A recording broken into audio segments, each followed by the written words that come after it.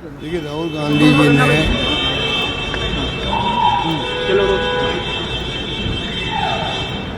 Congress president खड़गे साहब ने, राहुल गांधी जी ने सचिन राव जो हैं हमारे, उनको ट्रेनिंग का इंचार्ज बनाया हुआ है। लगातार ऑर्गेनाइज बेसिस शिवाग्राम आश्रम के अंदर, वर्धा के अंदर ट्रेनिंग कैंप चलते हैं लगातार नियमित रूप से।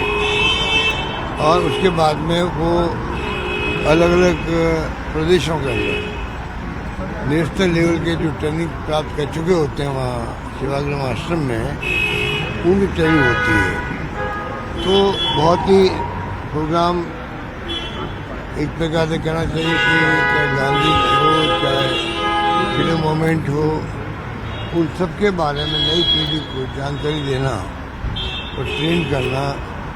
जैसे राहुल जी बार बार कहते हैं कि हमारी लड़ाई जो है राजनीति में, वो व्यक्तिगत नहीं है, विचारधारा की लड़ाई है। और उसी के अंतर्गत ये ट्रेनिंग कैंप हो रहे हैं।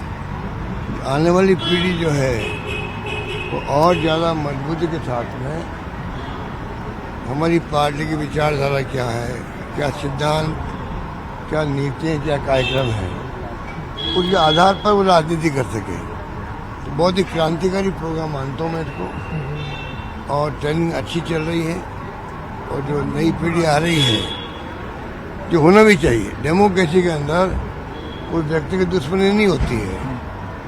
डेमोक्रेसी में टॉलरेंस होना बहुत जरूरी है। टॉलरेंस होता है, सहनशीलता, वो रखनी बहुत जरूरी है। दुर्भाग्य से जो माहौल बना देश के अंदर, उनमें सारे वैल्यू जो थे, लोकतंत्र के मूल्य थे, समाप्त हो रहे हैं। लोकतंत्र नाम का रह गया है। धर्म के नाम पर, जाति के नाम पर ध्रुवीकरण करके, पोलराइज करके चुनाव जीत जाओ, एक बहुत बड़ी बात नहीं है। आप पब्लिक को अपनी बात कहो, विचारधारा की बात कहो, अपने कार्यक्रम बताओ, उसके आधार पर आप मैदान में उतरो।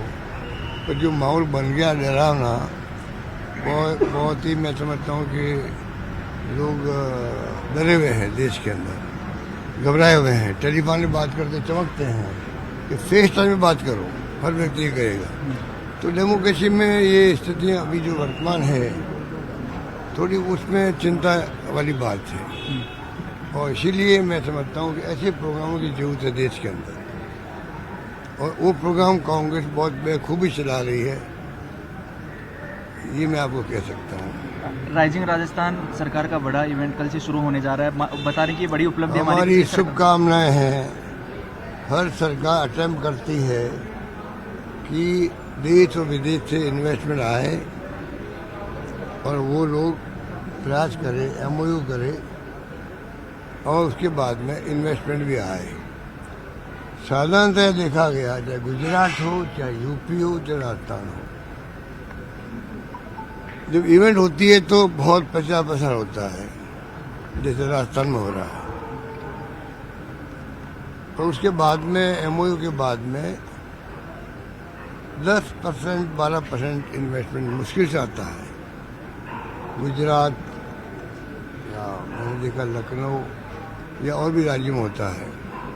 यहाँ पे भी हमारे वक्त में हुआ था।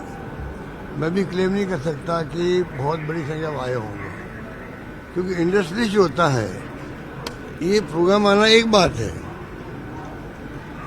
और धरातल पर इन्वेस्टमेंट को उतरना दूसरी बात है।